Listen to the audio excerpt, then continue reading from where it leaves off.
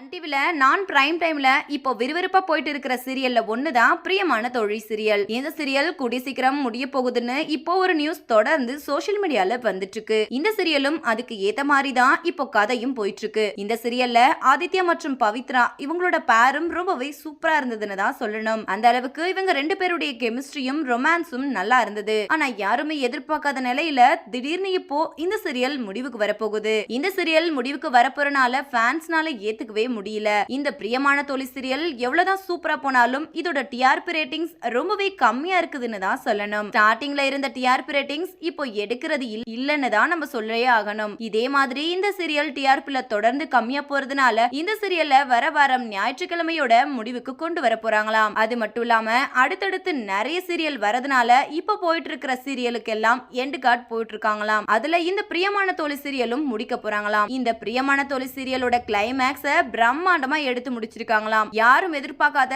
பல சுவாரஸ்யமான விஷயங்களை நடக்க போகுதாம். அது மட்டும் இல்லாம ரொம்பவே இன்ட்ரெஸ்டிங்கா கொண்டு போய் முடிக்க போறாங்களாம். கடைசியில மொத்த குடும்பமும் ஒன்னு சேர போறாங்களா இல்லையா அப்படின்ற மாதிரி இந்த சீரியல் முடிக்க போறதா சொல்லியிருக்காங்க.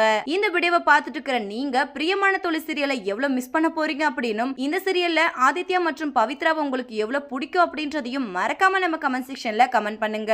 மேலும் இது போன்ற இன்ட்ரெஸ்டிங்கான அப்டேட்ஸ் தெரிஞ்சுக்கொள்ள நம்ம சேனலை மறக்காம சப்ஸ்கிரைப் பண்ணிக்கோங்க.